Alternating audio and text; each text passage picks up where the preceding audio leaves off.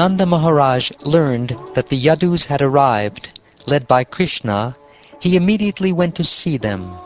The cowherds accompanied him, their various possessions loaded on their wagons. Seeing Nanda, the Vrishnis were delighted and stood up like dead bodies coming back to life. Having felt much distress at not seeing him for so long, they held him in a tight embrace.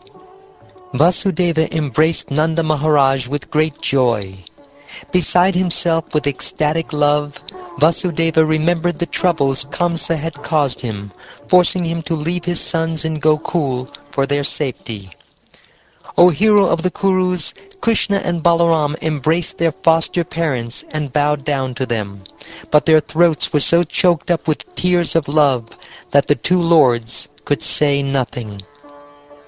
Raising their two sons onto their laps and holding them in their arms, Nanda and saintly Mother Yashoda forgot their sorrow. Then Rohini and Devaki both embraced the Queen of Vraja, remembering the faithful friendship she had shown them. Their throats choking with tears, they addressed her as follows. "What woman could forget the unceasing friendship you and Nanda have shown us, dear Queen of Vraja? There is no way to repay you in this world, even with the wealth of Indra. Before these two boys had ever seen their real parents, you acted as their parents and gave them all affectionate care, training, nourishment, and protection. They were never afraid, good lady, because you protected them just as eyelids protect the eyes. Indeed, saintly persons like you never discriminate between outsiders and their own kin."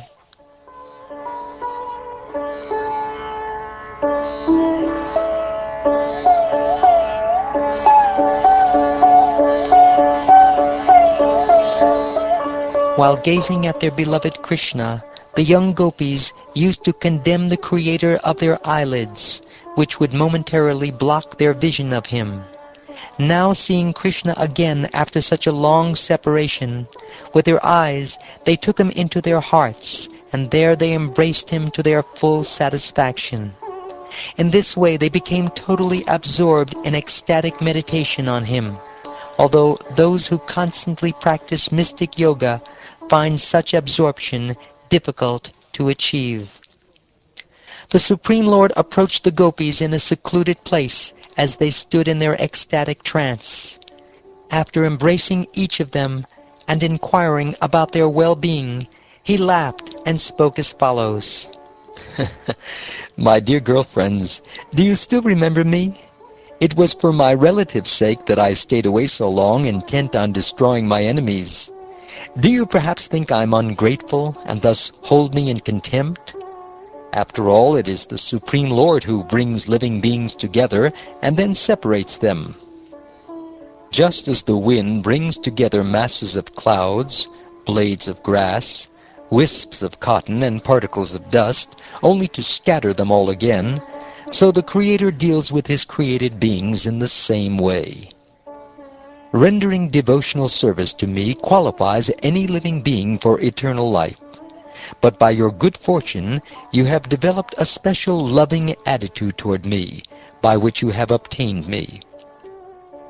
Dear ladies, I am the beginning and end of all created beings, and exist both within and without them, just as the elements ether, water, earth, air, and fire are the beginning and end of all material objects, and exist both within and without them. In this way, all created things reside within the basic elements of creation, while the spirit souls pervade the creation, remaining in their own true identity. You should see both of these, the material creation and the self, as manifest within me, the imperishable supreme truth.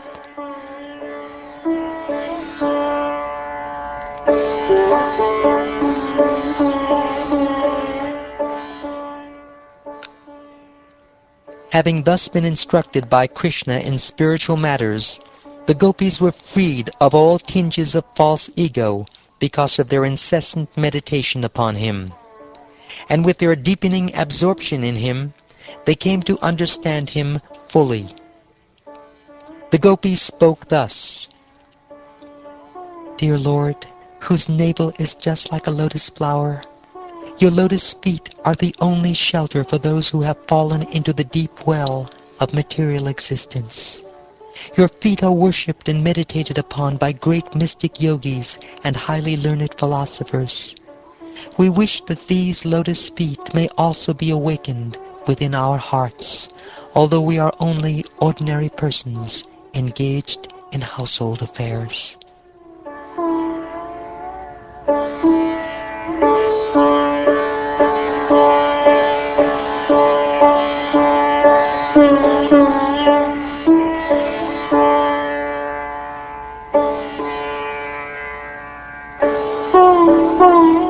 Thus ends the 82nd chapter of the 10th canto of the Shrimad Bhagavatam, entitled Krishna and Balaram Meet the Inhabitants of Vrindavan.